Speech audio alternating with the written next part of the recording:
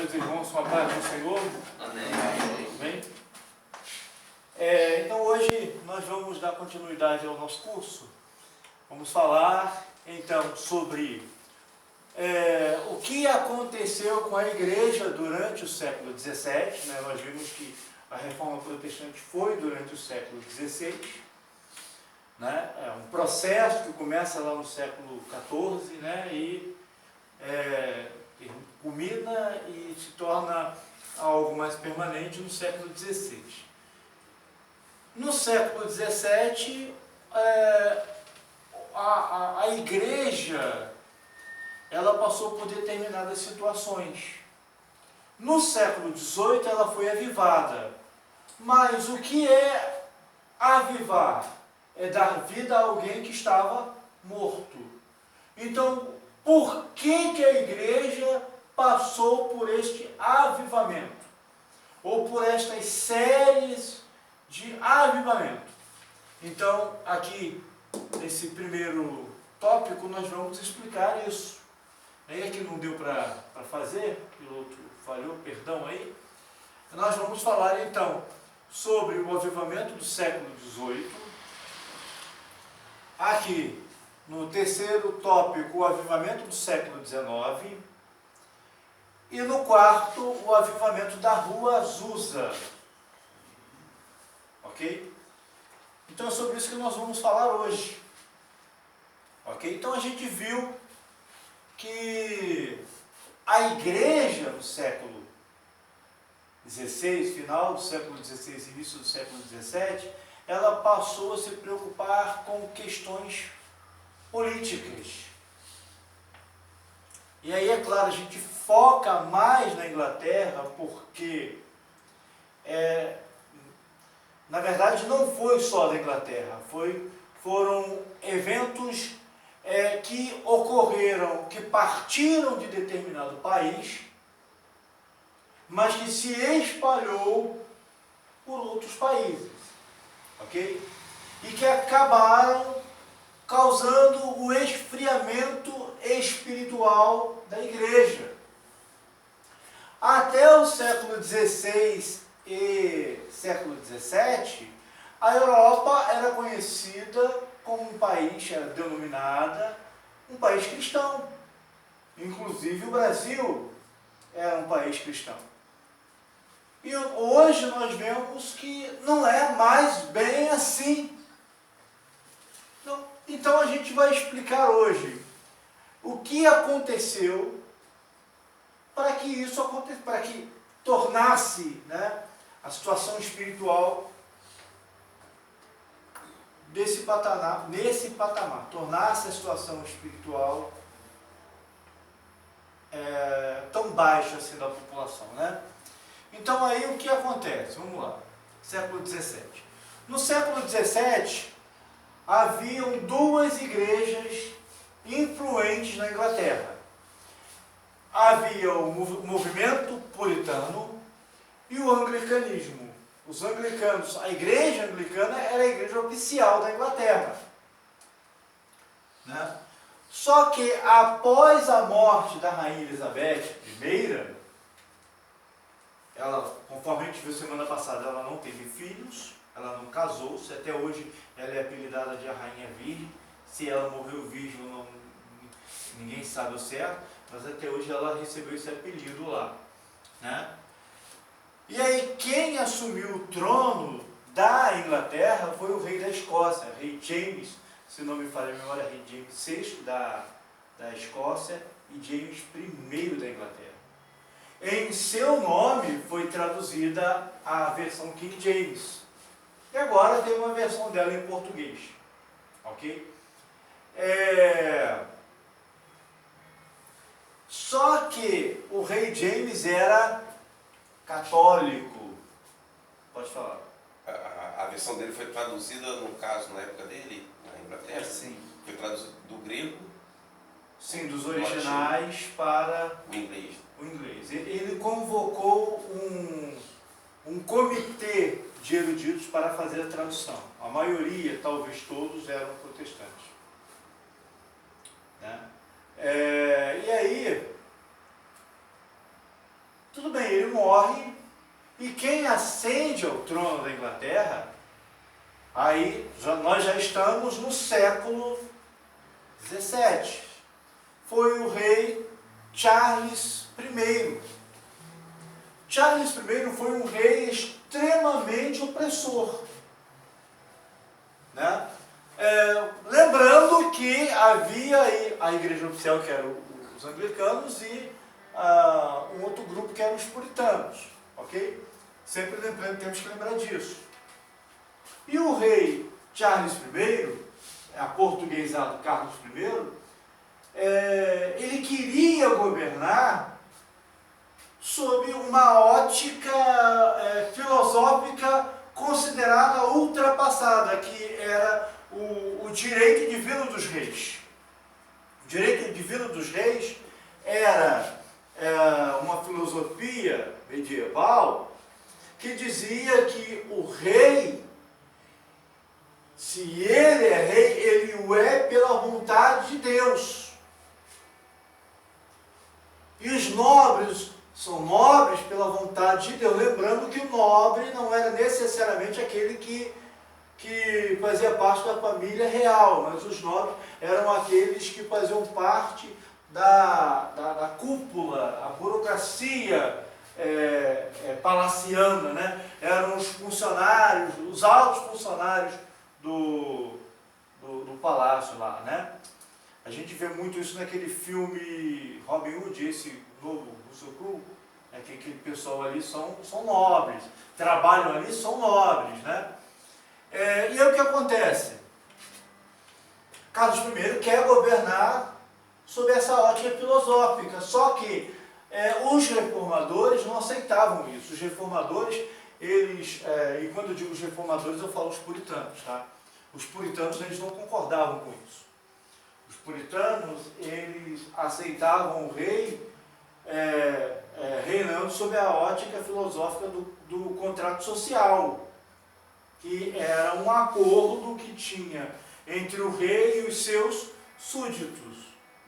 Além disso, na Inglaterra, tinha um outro viés político. Eles governavam, os reis governavam desde o rei John, governavam com o apoio dos barões. Os barões seriam esses nobres, né? Só que nesse tempo aqui existia a Câmara dos Comuns. E na Câmara dos Comuns a maioria deles eram puritanos. E o rei, nesse caso, nessa época, século XVII, era o rei Carlos I. Ele oprimia o povo. Ele perdeu dinheiro também lá Ele perdeu dinheiro lá na Inglaterra, perdeu dinheiro para financiar aquela guerra lá nos Estados Unidos, né? E aí ele começou a oprimir o povo para pedir impostos, né? Aumentava o imposto. E aí houve uma revolta dos puritanos contra o rei Carlos. E quem liderou essa revolta foi um puritano chamado Oliver Cromwell. Lembram que na aula passada nós falamos sobre o Thomas Cromwell? O Thomas Cromwell era avô de Oliver Cromwell. Thomas Cromwell foi um dos conselheiros de Henrique VIII. E Oliver Cromwell foi seu neto. Então Oliver Cromwell, ele liderou, e aí com espada na mão, uma guerra, houve morte, infelizmente. Mas ele entendeu, junto com a burguesia inglesa do seu tempo, que o rei estava oprimindo o povo e que, portanto, ele deveria ser deposto do comando. Ele liderou uma guerra, a guerra de 1640, chamada Revolução Puritana. E nessa revolução, nessa guerra, o grupo protestante, os puritanos, conseguiram vencer as tropas reais. prenderam o rei Carlos, julgaram o rei Carlos e o rei Carlos foi decapitado. Tem até um filme que fala sobre isso, Morte ao Rei.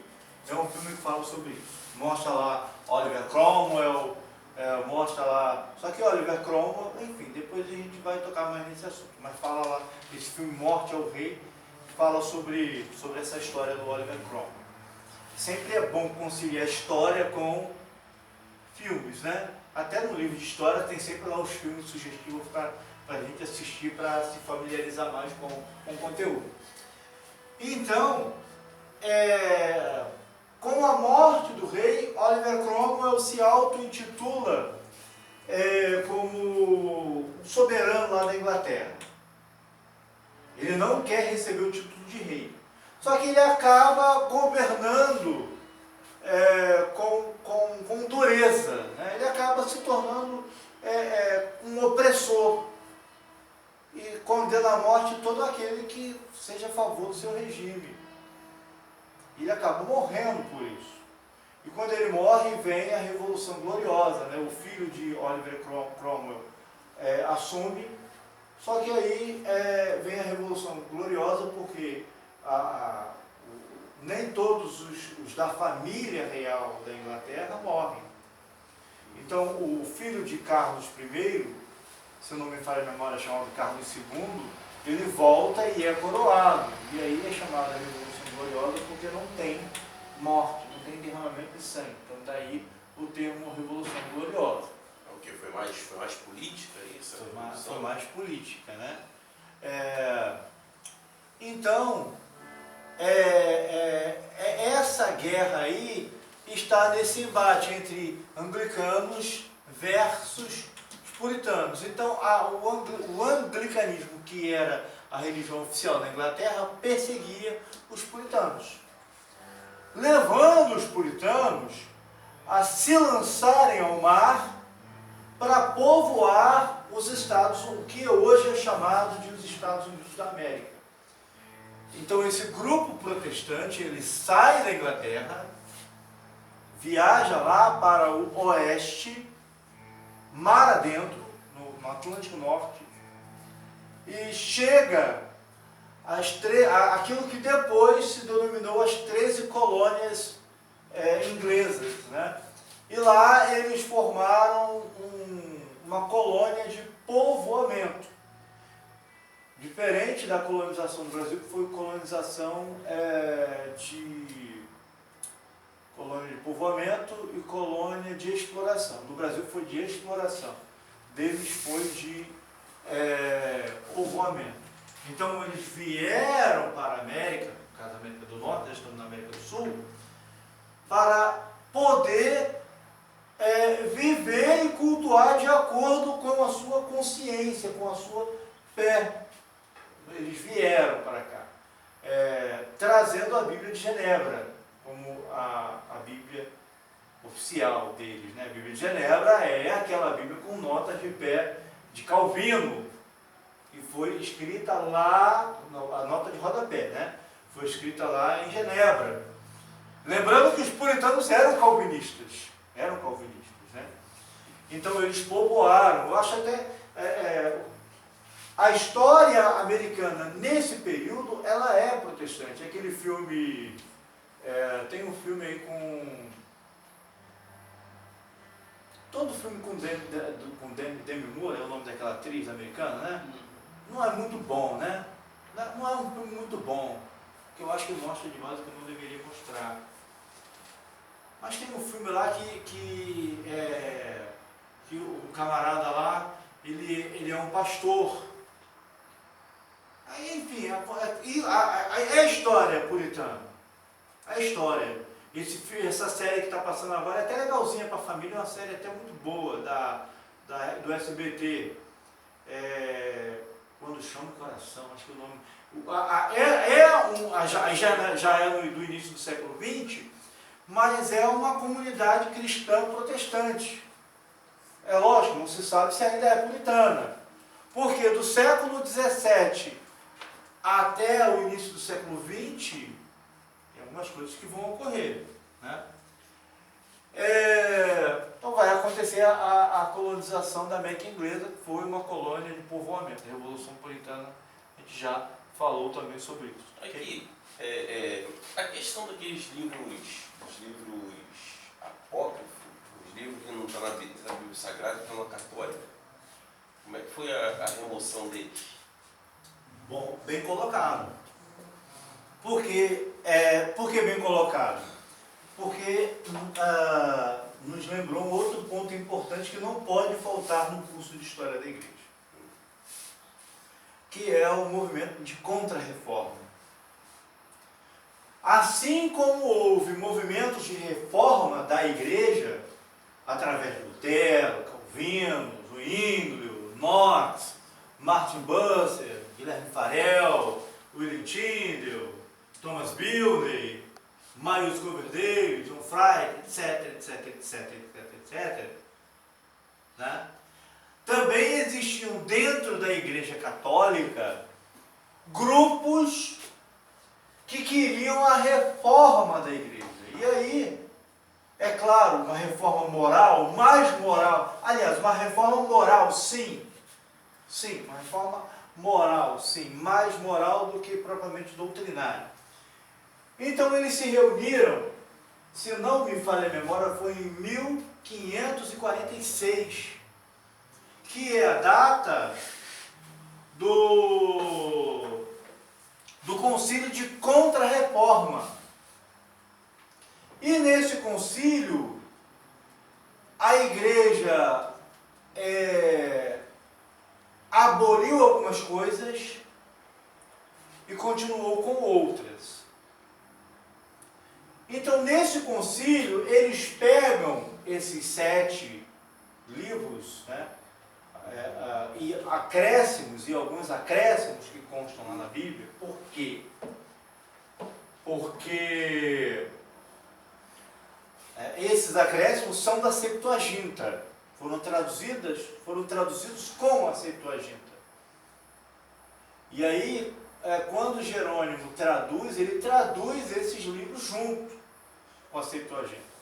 Só que tanto Jerônimo quanto também o Agostinho sempre advertiram os irmãos de que esses textos não são inspirados por Deus. Eles sempre falaram isso. Tanto Jerônimo, o próprio tradutor, e Agostinho, que é considerado o maior teólogo da igreja primitiva. Eu ouvi no seminário uma frase que diz: quem quer ser um bom teólogo, estude Agostinho. Porque ele é o maior influenciador. Depois de Paulo, é o homem que mais influenciou a teologia cristã. Depois de Paulo, é ele, Agostinho. É o cara. Né? É o cara não, o Espírito Santo que usou ele. Assim como usou Paulo. Certo? Então. Mas em real ele separou, não separou? Esse Agostinho também? Se envolveu com outras mulheres? Se envolveu com... Ah, sim. Não, ele... Quando ele era jovem, ele tinha concubina, ele tinha filho com a concubina, ele era um cara extremamente devasso, e depois ele se converte. Aí quando ele se converte, ele escreve o livro Confissões. Eu tenho até ele lá em casa, traduzido do português. Onde ele confessa os seus pecados. Ele tinha concubina, ele tinha um filho com ela, e uma das maiores dores do seu coração foi abandonar essa concubina para ele se casar com uma moça extremamente jovem. E ele sofre essa separação, né? E ele confessa os seus pecados nesse livro. É um livro, inclusive, considerado um dos melhores aí também na área da teologia. Só que é um pouco maçante ler ele. Porque você lê o livro e depois confere as referências. É muita referência para ser conferido. Talvez seja melhor ler ele todo primeiro, depois ler ele uma segunda vez só conferindo as referências, né? Mas é um livro muito bom. E então, voltando à resposta à sua pergunta, e é esse conteúdo que não pode faltar, No concílio, esse concílio é o concílio de Trento, foi na cidade de Trento, concílio de 1546, concílio de Contra-Reforma. A Igreja Católica pegou esses acréscimos e livros e deu a eles o nome de deuterocanônicos, canonizados depois, canonizados numa segunda ocasião. E deram a eles o título de inspirados. Ah, mas por que na nossa Bíblia, na Bíblia protestante, não tem esses livros? Uma vez de que os reformadores eram católicos, porque nós seguimos a ordem canônica judaica, lá do Concílio de Jânia, depois do ano 90 depois de Cristo, lá atrás, os judeus se reuniram lá na cidade de Jânia e oficializaram que antes eles já sabiam que só aqueles livros do Antigo Testamento, que nós temos hoje na nossa Bíblia, são inspirados por Deus, então eles apenas oficializaram um conhecimento ou aqueles livros que já eram considerados antes, desde Esdras. Então eles consideraram inspirados somente estes livros que nós temos hoje no Antigo Testamento. Ok? São 39, não é isso? Somente esses 39 livros do Antigo Testamento que nós temos. Então lá no século XVI, no Concílio de Contra-Reforma, Concílio de Trento, a Igreja Católica pega esses acréscimos, né, e livros e consideram canonizados por uma segunda ocasião. Ok? Então, essa é a história. E nesse concílio muitas coisas foram mudadas. Algumas coisas foram abolidas. Se não me falha a memória, no Concílio de Trento as indulgências são abolidas. As imagens permanecem. O culto aos santos permanece. Mas me parece que a venda de indulgências no Concílio de Trento é abolida. Porque o grande estopim da reforma foi a venda de indulgências.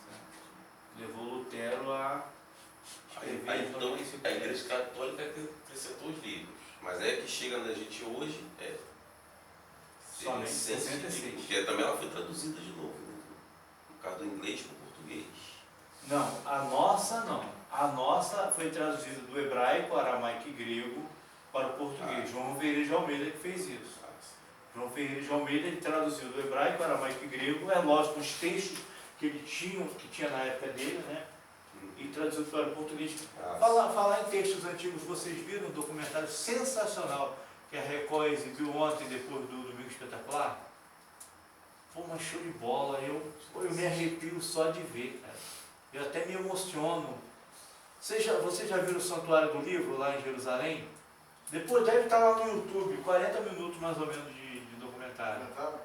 Os manuscritos do Mar Morto, o grande rolo de Isaías. Aquilo é sensacional. Eu assisti o Fora da Lei de Deus. Minha esposa queria ver no início, depois amou e filmou. Foi aquele processo do celular que está te falando, filmou no YouTube, ela ficou doida, volta aí toda hora. Volta. Que bom que vocês gostaram. Ela gostou muito. Gostou muito. Todinho. A primeira vez que eu vi, eu não gostei não, porque aquela música chatinha. Mas aí depois o filme foi me envolvendo.